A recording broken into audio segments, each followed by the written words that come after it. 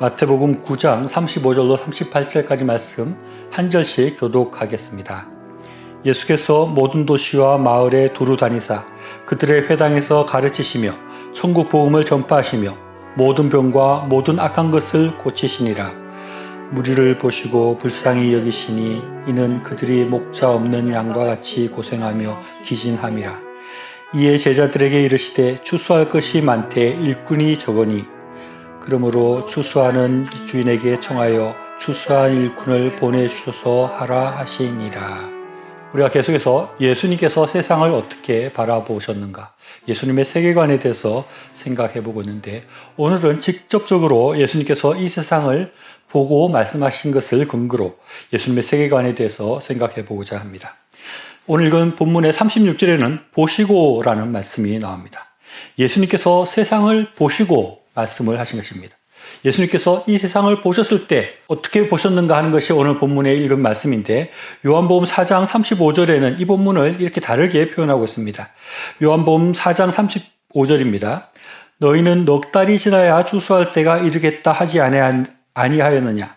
그러나 나는 너희에게 이르노니 너희 눈을 들어 밭을 보라. 희어져 추수하게 되었도다 라고 말씀하고 있습니다. 예수님께서 세상을 바라볼 때 희어져 추수하게 된 것을 보셨다 하는 것입니다. 예수님의 눈에는 이 세상이 추수할 것이 가득한 세상으로 보여지셨다는 것입니다. 예수님의 눈에 도처에 추수할 것이 많은 그런 것이 이 세상의 모습이었다는 것입니다. 그래서 예수님의 세계관에 대해서 우리가 생각하고 있는데, 예수님의 세계관 중에 하나는 추수할 것이 많은 세계관이다라고 할 수 있습니다. 추수할 것이 많다 하는 것이 무엇일까요? 지금은 봄이라서 논밭에 가도 별 추수할 것이 없는데, 가을이 되면 이 논에 벼 이삭들이 황금빛을 띠면서 고개를 숙이고 추수를 기다리고 있는 모습을 봅니다. 그런 것을 볼 때 농부들은 추수할 때가 되었다라고 생각할 것입니다. 또 포도밭이나 사과나 배밭에 열매가 무르익어서 그렇게 있는 것을 볼 때 또 농부들은 추수할 때가 되었다고 생각할 것입니다. 그런데 예수님께서도 이 땅이, 이 세상이 추수할 것이 많다라고 그렇게 말씀하셨는데, 예수님이 말씀하시는 추수할 것이라는 것은 그런 벼이삭이나 그런 열매들이 아닙니다.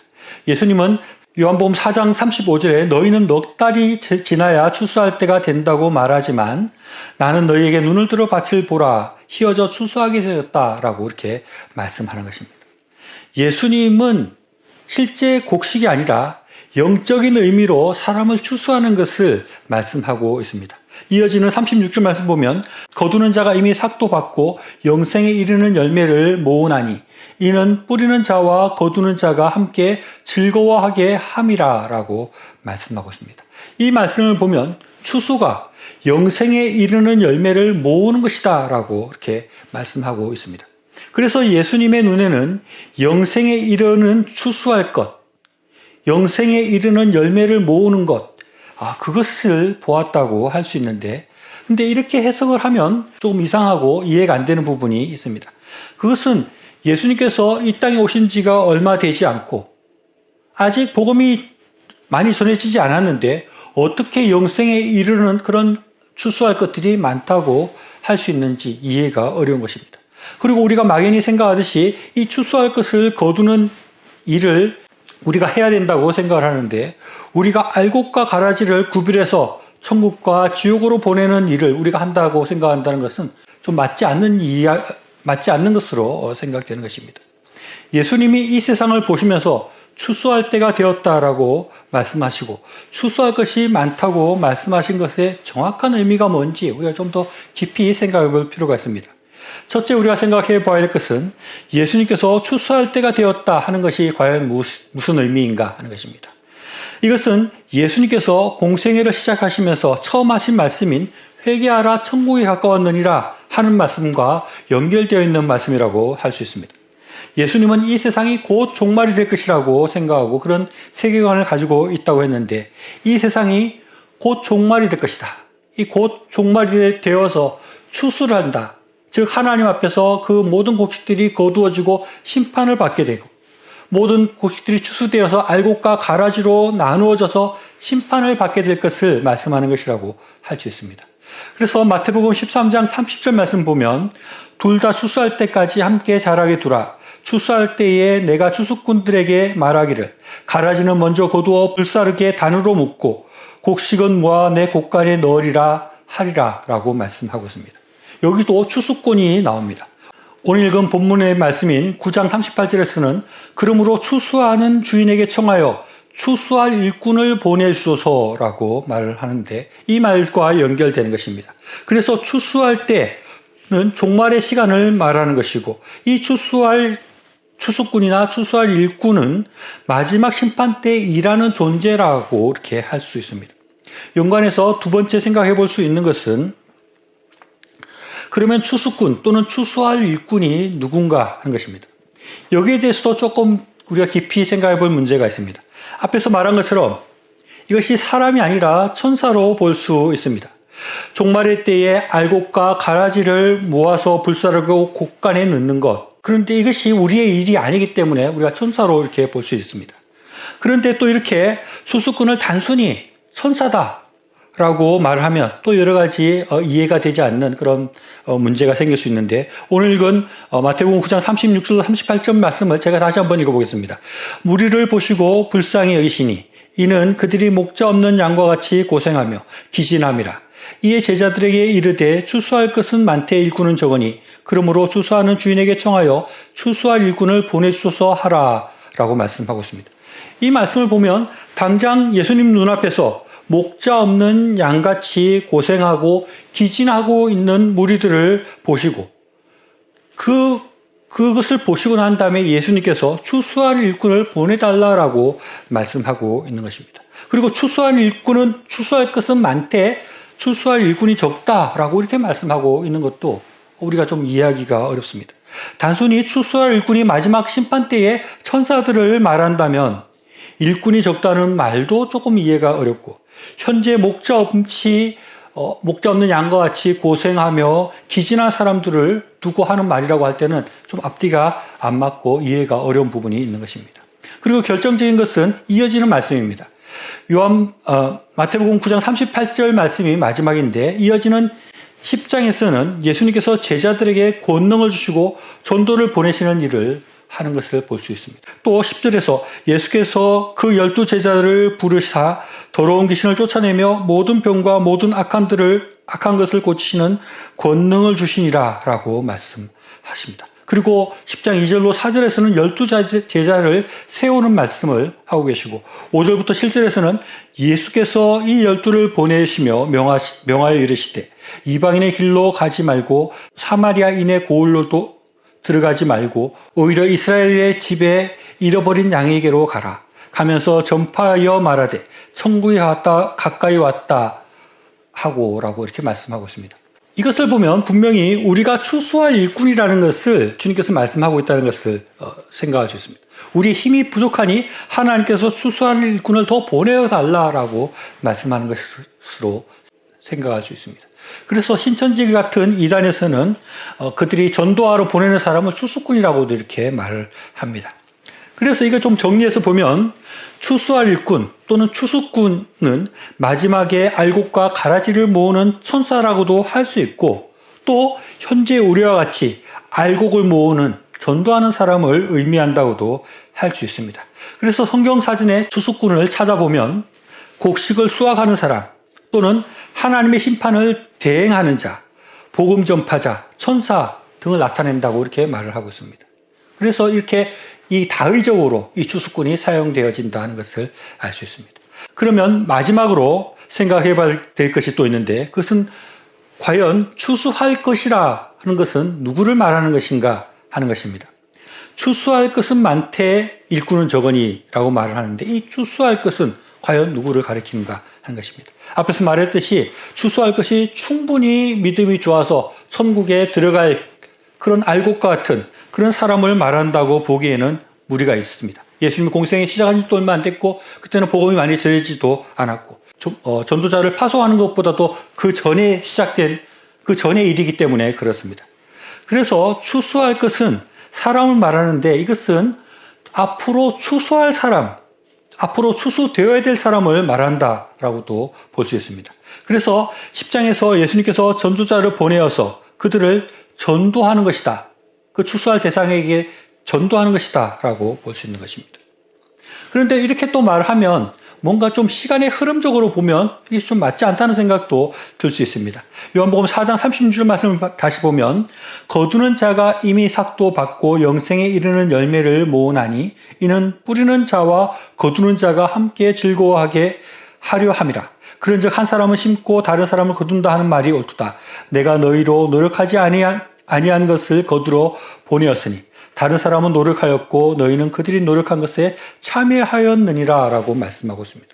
이 말씀 보면 누군가 심는 사람이 있고 누군가는 추수하는 사람이 있는 것입니다. 그래서 이 추수한다는 것은 누군가 심은 것을 추수하는 것이니까 누군가는 복음을 전하고 누군가는 추수하는 것이니까 근데 이거 지금 예수님께서 말씀하시는 것은 복음을 전하러 내보낸 것인데 왜 추수한다고 한 것인가? 여기서 조금 이해가 어려운 부분들이 있습니다. 그러나 제 생각에는 예수님의 이 표현은 추수한다는 것은 이를 씨를 뿌리는 것과 또 결과적으로 씨를 뿌려서 추수하게 되는 것을 같이 묶어서 이렇게 주님께서 보신 것이 아닌가 그런 생각을 할 수 있습니다. 예수님은 이미 시간과 공간을 넘어서 보실 수 있는 것입니다. 예수님 눈에는 씨를 뿌리는 것과 씨를 뿌려서 그것을 결실하게 되는 것이 같이 보일 수 있다는 것입니다. 좀 어렵고 복잡한 얘기지만 결론적으로 추수할 자는 복음을 들어야 할 자이고 그들이 복음을 받아들여서 예수님을 믿어야 될 자들이고 그래서 천국에 가야 될 그런 사람을 의미하는 것이라고 할 수 있습니다. 그래서 예수님께서는 마태복음 4장 36절로 37절에서 무리를 보시고 불쌍히 여기시니 이는 그들이 목자 없는 양과 같이 고생하며 기진함이라. 이에 제자들에게 이르시되 추수할 것이 많되 일꾼은 적으니라고 말씀하고 있는데 이 사람들 즉 목자 없이 양과 같이 고생하고 기진해 있는 이 사람들이 추수해야 될 사람, 추수할 것에 해당되는 사람이고 예수님을 믿음으로 추수되어서 하늘 곳간에 들여져야 될 사람이다 하는 것입니다. 예수님께서 그런 상황들을 보시고 그렇게 말씀하셨다고 할 수 있습니다. 예수님의 눈에는 복음을 전해야 될 사람, 예수님을 믿고 구원받아야 될 사람, 그래서 천국으로 들어가야 될 사람이 추수할 사람, 추수할 것으로 보였다는 것입니다. 예수님은 그런 사람들을 보시고 그런 세상을 보셨다는 것입니다. 우리도 세상을 바라볼 때 그런 세상을 바라봐야 합니다. 그런 추수할 것들을 바라볼 수 있어야 하는 것입니다. 예수님은 이런 추수할 것이 많은 그런 세상을 보셨고 그런 세계관을 가지셨는데 우리도 그런 시각, 그런 세계관을 가져야 됩니다. 예수님과 같이 이 세상이 곧 종말이 다가오는데 저들을 빨리 추수해야 된다. 저들에게 복음을 빨리 전해서 그들을 하나님의 곳간으로 들여야 된다 하는 것을 우리도 바라볼 수 있어야 하는 것입니다. 예수님은 세상을 바라볼 때 이 세상이 얼마나 아름다운가, 이 세상에 얼마나 재미난 것이 많은가, 이 세상이 너무 화려하고 좋다 이런 것들만 보시는 것이 아니라 이 세상을 바라볼 때 추수되어야 될 사람들이 많다는 것을 보았다는 것입니다. 목자가 없어서시 고생하고 있는 양과 같이 기진해 있는 그런 양들을 보시고 저들에게 속히 복음을 전해야 되고 저들을 추수해야 된다는 것을 보았다는 것입니다. 예수님은 목자 없이 고생하고 있고 기진해 있는 그 양들을 불쌍히 여기셨다라고 말씀하고 있는데 우리도 이렇게 예수님같이 세상을 바라볼 때 목자 없이 헤매이고 있는 사람들을 불쌍히 여길 수 있는 그런 시각과 그런 마음이 필요한 것입니다. 이 세상 사람들이 겉보기에는 다 잘 살고 있는 것 같지만 이들은 목자가 없기 때문에 갈 바를 알지 못하고 고생하고 있고 기질에 있는 그런 상태라는 것을 우리도 예수님같이 바라볼 수 있어야 됩니다. 얼마 전 호주에서 털투성이가 된 양이 구조되었다고 합니다. 이 양은 혼자서 이렇게 숲속에서 살고 있었는데 너무 털이 많이 자라가지고 35kg나 털을 깎아냈다고 합니다. 그 상태로 조금 더 있었으면 털이 너무 무거워서 걷지도 못하게 되고 죽을 수밖에 없는 그런 상황이었다는 그런 기사를 보았습니다. 양은 목자가 없이 살 수가 없는 것입니다. 수시로 털을 깎아줘야 되는 것입니다. 물론 사냥과 같이 그냥 원래 야생에서 살고 있는 양들은 그렇지 않아도 되지만 이 가축으로 키워주고 있는 이 양들은 수시로 털을 깎아주지 않으면 털이 너무 무성해서 큰 곤란을 겪고 제대로 살아갈 수 없는 것입니다. 맹수를 피할 수도 없고 이들이 자신들이 길을 찾아서 먹이와 물을 찾아갈 수도 없는 것입니다. 절대적으로 목자가 필요한 것입니다. 그런데 이들에게 목자가 없어지면 이들은 고생하고 기진할 수밖에 없는 것입니다. 우리 이 세상에 살아가고 있는 예수님을 믿지 않고 살아가고 있는 자들이 이런 양과 같은 상태에 있다는 것입니다. 우리는 그들을 불쌍히 여길 수 있어야 합니다. 그들을 불쌍히 여길 수 있는 시각을 가져야 되고 그런 세계관을 가져야 하는 것입니다. 예수님은 추수할 것이 많아 보이는 세상을 바라보시고 추수할 것이 많은 그런 세계관을 가졌는데 우리 역시 그런 세계를 바라보고 그들을 불쌍히 여기고 주님께로 이끌어오는 그런 사역들을 우리가 감당할 수 있어야겠습니다. 얼마나 많은 사람들이 목자 대신 예수님을 필요로 하고 있는지를 생각하고 목자 없는 양과 같이 유리하고 고생하고 기진해 있는 자들을 불쌍히 여기는 마음을 우리도 가져서 그들을 주님께로 인도하고 그들을 주님께로 이끌 수 있는 우리의 신앙이 될 수 있기를 바랍니다.